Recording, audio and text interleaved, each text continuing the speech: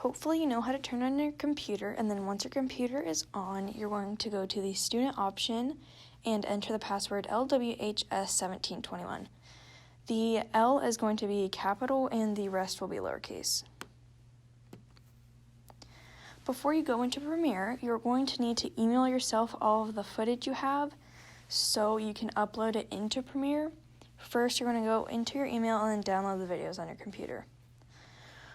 Once those videos are downloaded, then you will open Premiere.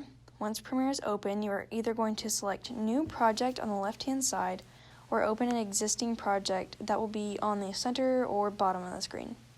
If you have a new project, then it will ask you to title it. Put the director's last name and then the title of the film. Any other setting as of now is going to stay the same. Now you will be on the editing screen. To add your title, you will go to File at the top of the screen and then click New and then Add Title and then Legacy Title. The legacy title will be an option right above Photoshop File. Once the title opens up, you will click the Type tool on the side of the screen to add your text.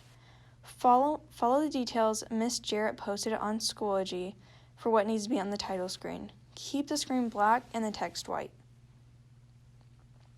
To make sure your title is centered, you can click Center Alignment, which will be right above your actual title page. After your text is put in, then you'll go to the editing board to extend your title to around 5 seconds.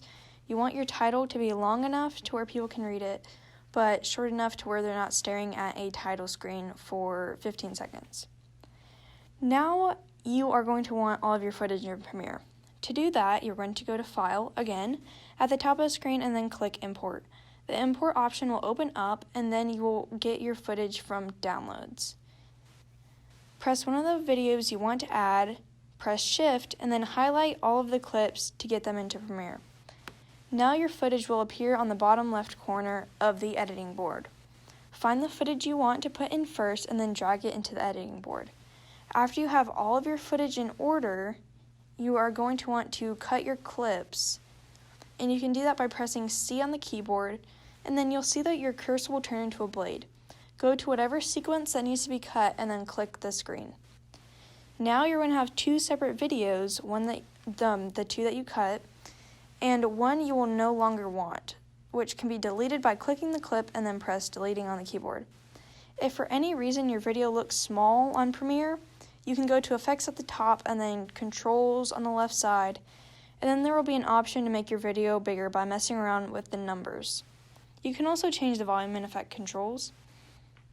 Since there is bound to be some sort of background noise in your sound, you might not want to use the audio from your phone in the final production, but before you delete the sound, your video and sound are going to be connected in the editing board.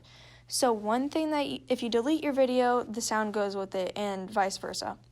On the side of the editing board, you need to click the lock to lock your video in so it does not get deleted along with your audio. After it is locked in, then you can highlight as much sound as you want to delete and then delete it. If you accidentally delete something that you didn't want to delete, you can always use Command Z to redo anything.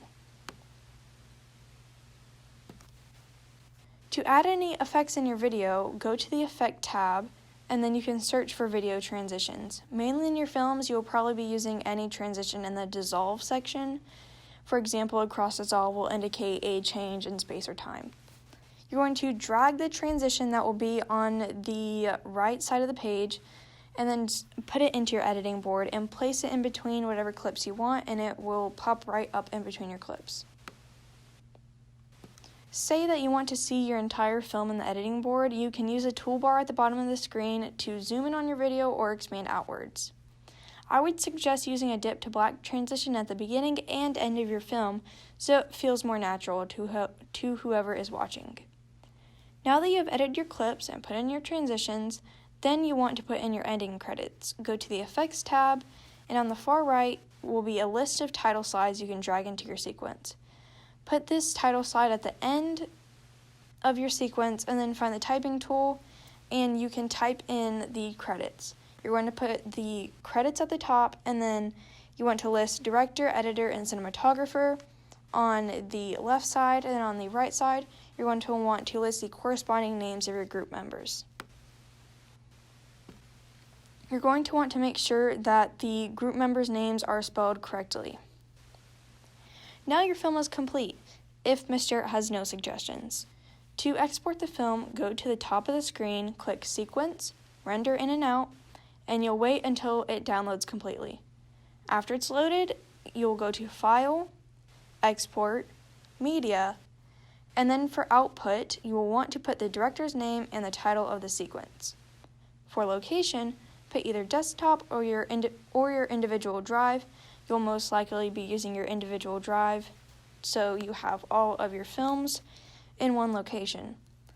You're going to save the video as H.264 for the format, and then do not mess with any other setting for now. You can click Export at the bottom, and then after exporting, you will need to use Handbrake to send it to Ms. Jarrett for any feedback she may have. To use Handbrake, you will go to the Finder and then Applications on your computer.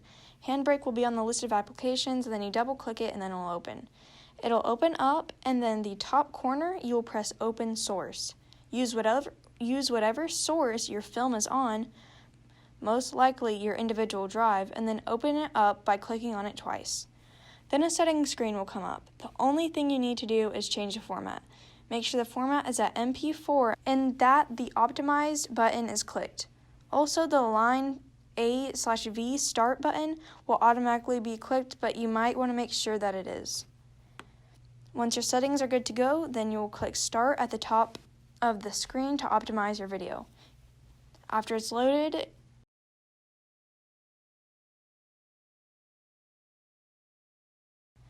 after you've optimized your video in Handbrake, upload your Handbrake to the Google Drive and send it to Ms. Jarrett.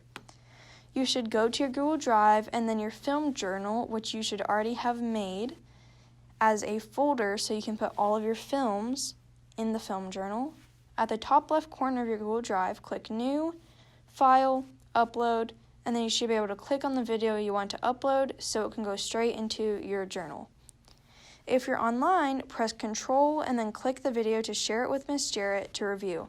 Make sure you use her .net account, and then she will provide you with feedback.